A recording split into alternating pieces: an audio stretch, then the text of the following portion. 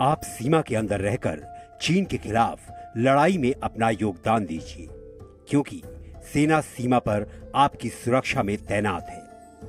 सीमा पर हिंद के सैनिक हथियारों के साथ या बिना हथियार चीन को जवाब देने के लिए काफी है। देश को इस बात का गर्व होगा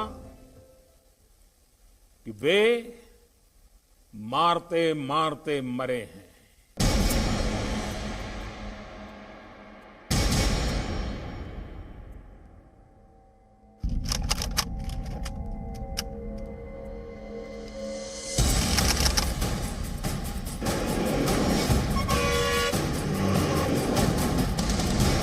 बदला हुआ भारत इतिहास बदलना जानता है।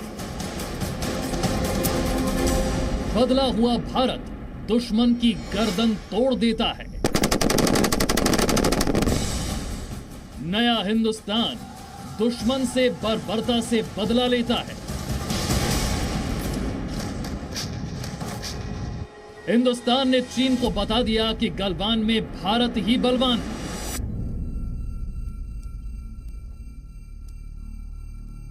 ये अब सिर्फ हम नहीं कह रहे, ये सबक चीन को भी मिल चुका है और दुनिया भी देख रही है कि शांति प्रिय भारत अशांति फैलाने वालों को किस तरह सबक सिखाता है। गांधी का भारत हमेशा से ये मानता है कि अत्याचार सहना अत्याचार करने जितना ही बड़ा अपराध है। इसीलिए भारत ने अब चीन के अतिक्रमण का मुंह तोड़ जवाब देना शुरू कर दिया है। और ये सब कुछ कैसे हुआ, इसके लिए आपको गलवान में भारत के पूरे पराक्रम को समझना होगा। चीन के साथ सीमा विवाद पर अब तक आपकी जानकारी बस इतनी होगी कि 15 जून को भारतीय सेना की 16वीं बिहार रेजिमेंट पर हमला चीन के सैनिकों ने किया। बिहार रेजिमेंट पर हमले की खबर यूनिट लोकेशन को मिली तो कमांडिंग ऑफिसर संतोष बाबू चीनियों से बात करने के लिए गए। चीनी सैनिकों ने कर्नल संतोष बाबू पर धोखे से हमला किया। फिर कर्नल संतोष बाबू समेत 20 जवानों की शहादत की खबर मिली। हम चीन के सामने खड़े होके उसको धिट प्रत्युत्तर देने का अभी ये प्रस्ताव उसके सामने रखे हुए हमें कोई संदेह नहीं है। ये संकेत है कि हम चीन को समझा रहे हैं कि तुम अपने जगह खाली करो और पीछे हट जाओ। जहां स्टेटस को तो उसको मेंटेन करो। अब यहां सवाल ये उठता है, जब चीन के सैनिकों ने हमला किया तो क्या भारत के शूरवीरों ने उन्हें कोई जवाब नहीं दिया? आप जरूर जानना चाहते होंगे कि क्या भारतीय सेना के जाबाजों ने चीन को इस गुस्ताखी का जवाब दिया। आपके मन में यह सवाल भी उठा होगा कि यह जवाब किस तरह से दिया गया और भारत का पराक्रम चीन के होश उड़ाने वाला क्यों है। तो अब उच्च स्तरीय सूत्रों से मिली जानकारी के मुताबिक जी न्यूज आपको गलवान में भारतीय सेना की पूरी पराक्रम गाथा के बारे में एक जानकारी देगा। चीन की सेना को 1962 की तरह इस बार भी शायद ये भरोसा रहा होगा कि भारतीय सैनिक जवाब नहीं देंगे, लेकिन हुआ ठीक इसके उलट। सूत्रों के मुताबिक नए भारत के शूरवीरों ने चीन की हर ईंट का जवाब पत्थर से दिया।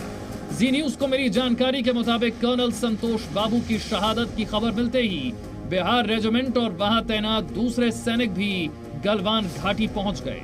गुस्साए भारतीय सैनिकों ने चीन के कर्नल को बंधक बना लिया। सूत्रों के मुताबिक भारतीय सेना के 3 मीडियम रेजिमेंट के सैनिकों ने चीन के कर्नल को पकड़ लिया था। बाद में भारत चीन के बीच बातचीत के बाद बंधक चीनी कर्नल को छोड़ा गया। भारतीय सेना के शौर्य को एक बार फिर से साबित करती है लद्दाख के उन्हीं मैदानों में जहां 1962 में रेजांगला और चुशूल में लड़ाइयां लड़ी गई थी, पेंगोंग त्सो में लड़ाइयां लड़ी गई थी। उसी तरह से एक लड़ाई 15 और 16 जून की दरमियानी रात लड़ी गई है। अभी उस बात को एक हफ्ता भी नहीं बीता है। कुछ दिनों बाद मुझे पूरा भरोसा है कि लड़ाई सैनिक इतिहास में एक शानदार जगह हासिल करेगी और बहुत ही गर्व से इसे भारतीय सेना और पूरा भारत देश याद करेगा। 15 तारीख को वहां पर मीटिंग चल रही थी। 6 जून को दरअसल जो कोर कमांडर लेवल की मीटिंग हुई थी, उसके बाद ये तय हुआ था कि डिसएंगेजमेंट की प्रोसेस धीरे धीरे शुरू होगी और भारत और चीन सैनिक दोनों ही अपनी अपनी जगहों से पीछे हटेंगे ताकि ये तनाव कम हो सके। उन इंफ्रास्ट्रक्चर्स को भी हटाया जाएगा जिन पर विवाद हुआ और जिनको हटाया जाना इस एग्रीमेंट में तय हुआ था। चीन की फितरत में हमेशा से धोखा रहा है और इस बार भी चीन ने अपनी पुरानी नीति और नीयत दिखाई, लेकिन भारत के जांबाज इस बार तैयार थे और चीन को उसकी हर हिमाकत की कीमत चुकानी पड़ी।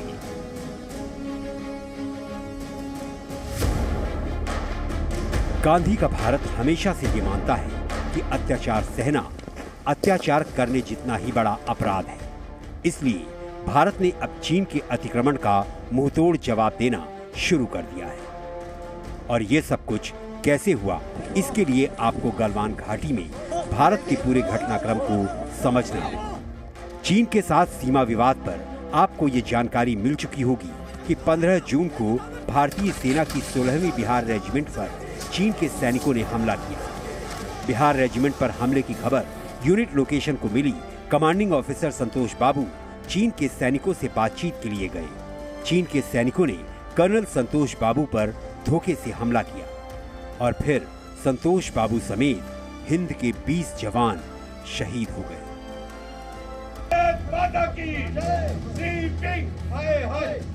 यकीनन 135 करोड़ देशवासी देश के हर सैनिक के साथ खड़े हैं। देश के नेतृत्व को भी देश की जनता का पूर्ण समर्थन प्राप्त है, क्योंकि देश के नेता प्रधानमंत्री नरेंद्र मोदी का भी संकल्प यही है कि आक्रांता चीन को 1 इंच भी जमीन नहीं देंगे। आज हमारे पास ये कैपेबिलिटी है कि कोई भी हमारी 1 इंच जमीन की तरफ आंख उठाकर भी नहीं देख सकता। ये नए भारत का संकल्प है। ये प्रधानमंत्री मोदी का दृढ़ निश्चय है। भारत माता की तरफ आंख उठाकर देखा था, उन्हें वो सबक सिखा कर गए। वास्तविक नियंत्रण रेखा पर गलवान घाटी में चीन की सेना ने भारतीय सैनिकों पर धोखे से हमला किया, लेकिन भारत के शूरवीरों ने चीन के दुस्साहस का साहसी जवाब दिया।